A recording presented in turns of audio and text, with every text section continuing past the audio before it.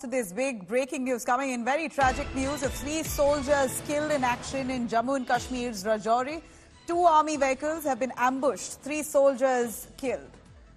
Approximately at 3:45 p.m. on December 21st, that's today, 2 army vehicles carrying troops were moving to operational site where they were fired upon by terrorists. In fact, the fire was immediately retaliated by our own troops. Unfortunately, 3 soldiers have died. In the ongoing operation, our troops sustained 3 fatalities and 3 non-fatal casualties. 3 fatal and 3 non-fatal casualties. In fact, operation that's currently still in progress, as we understand that encounter is still on in that region.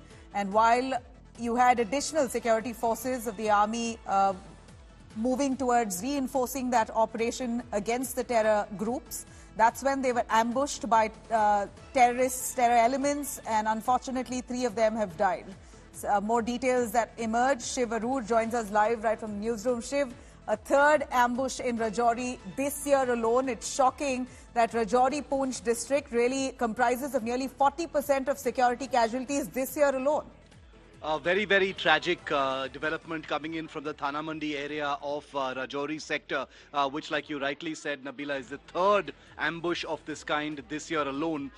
There were five soldiers and officers who were killed in action in an encounter in November, less than a month ago. In May this year, another 5 special forces men lost their lives in an encounter, and now you've got the ambush on a vehicle in which 3 soldiers have lost their lives and 3 more are fighting for their lives. They've also sustained gunshot wounds. The images coming in from the ground are obviously horrifying. We aren't showing any live pictures, just to make that very clear to our viewers. But this particular sector, the Poonch-Rajouri sector, has been extremely, extremely precarious. Even though there is a ceasefire across the line of control, Nabila, the Rajouri Poonch sector has been a highway for infiltration, a highway for elevated violence all through the year, ever since that ceasefire came into effect, and that has been a huge concern area for the army. The Dera Ki Gali area in Thana Mandi is a pretty high altitude zone,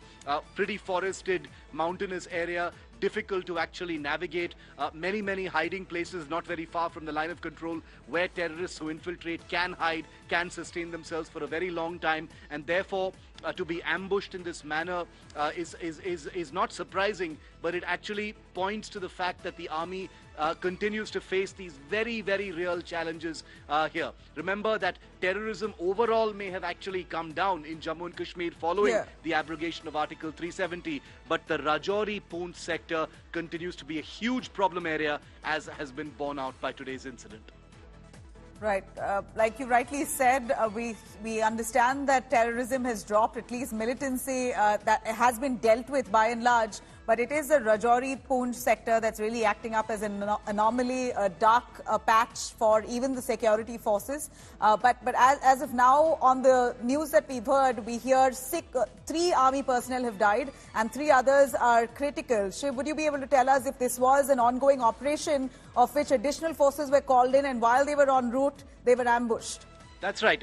This encounter actually began last night in this same area, and reinforcements were obviously called in, because this encounter wasn't ending. Contact had been established with the terrorists. We don't yet have a number of how many, are part of the firefight. But the fact that the enforcements needed to be called in suggests that either there were a larger number of terrorists, or this was, proving to be challenging because the terrorists may have had a terrain advantage. They may have had a position of advantage vis-a-vis the army. So we don't know which particular unit this is. It's still very sensitive, Nabila, because it's an ongoing operation. So the army also, will not release any of that information. We won't be putting out any unit information until there is a confirmation.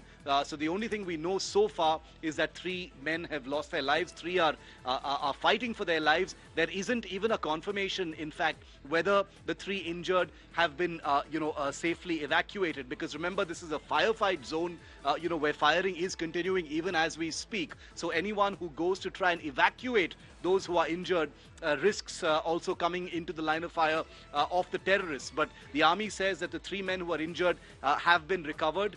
there could be a threat to others. There were 2 vehicles, remember, that were ambushed. A total of, we don't know how many people were there in each vehicle and what the condition is of the others who are in those 2 gypsies. But we're awaiting another update, perhaps a little later from now, from the army.